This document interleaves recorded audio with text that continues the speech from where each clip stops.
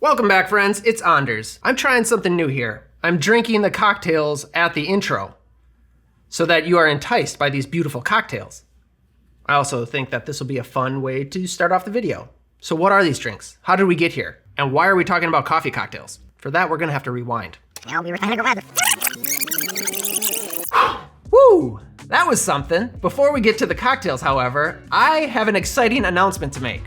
We have created our own blend of coffee beans. Bartender's Blend.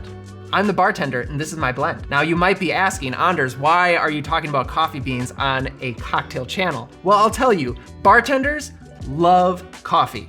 I speak from experience. I've worked many late nights and I relied on this stuff. Yeah, not this stuff, not this specifically. And I can tell you with certainty, I've had many more cups of coffee than I have cocktails. But more importantly, are the coffee cocktails. There are a wide range of them, and these things have always frustrated me. Coffee cocktails have always frustrated me.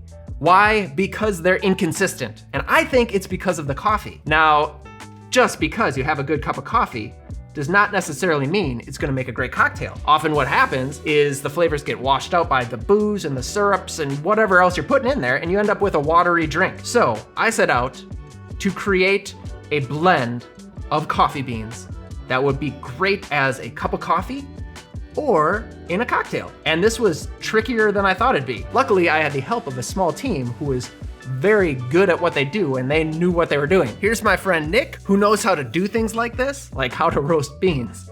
I do not know how to roast coffee beans, but I knew what I was looking for and we found it. It took a long time, but we found it. These beans are a blend of beans from Guatemala and Ethiopia. You get rich flavors of chocolate, but you still have these fruity notes of peaches and blueberries. And now, this is available to you. Go to thatbarcoffee.com and you will see my face plastered all over the website. That's how you know you're at the right spot, and you can get your coffee. I would like to point out that this first run is a limited one, so as soon as this video is over, you might want to head over there. With that, let me show you 3 cocktails using coffee in 3 different applications. Luckily, we have these golden beans to the bar. Okay, we're gonna start with the Irish coffee. Now this is what I used as a baseline for testing all of the iterations of the beans, so that's what we're gonna start with today. For this cocktail, we're gonna need fresh coffee. Make sure to prep your glass with hot water. Dump that out once the glass is warm, and we will start with 1 ounce of Irish whiskey.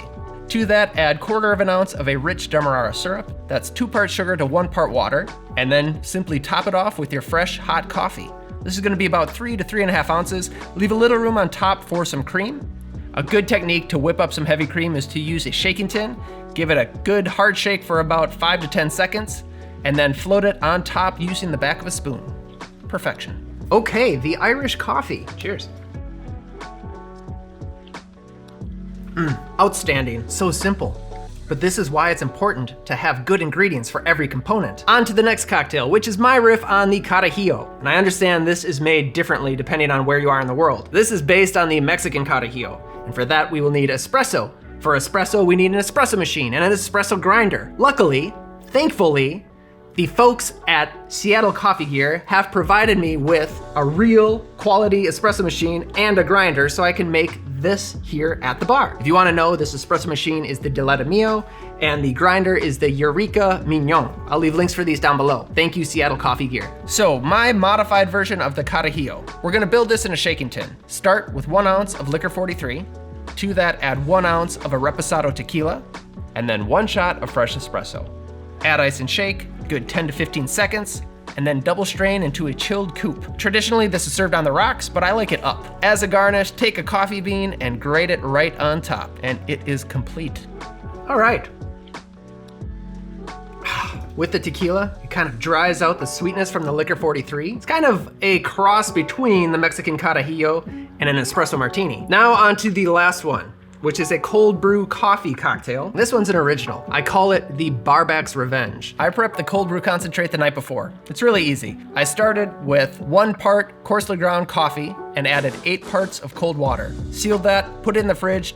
12 hours later, strained off the coffee grounds and I had cold brew concentrate. So let's go make the BARBACK'S Revenge. We are gonna stir this cocktail. We'll start with 1 ounce of a dark rum. I'm using a Demerara rum, but any dark rum will do. To that, add 1 ounce of Benedictine, 1/2 ounce of an Amontillado sherry, and 1 ounce of cold brew concentrate. Add ice and stir to chill and dilute, and then strain on top of a large cube. Finally, express some lemon oil right across the top, and it's complete. There we are. Cheers. I really love this one. I want you to try it. You get the rum and Benedictine up front, kind of an herbal sweetness, and then you have this savory element from the sherry, and you're left with strong coffee. That cold brew is great in there. There you have it. 3 ways to enjoy coffee in your cocktails. They're all absolutely superb as long as you're using good quality beans. And if you need some good quality beans, I'll say it one last time. Bartender's Blend. I am really excited about this. I want you to try it. Thank you for watching. Like and subscribe. I'll see you next time. Cheers.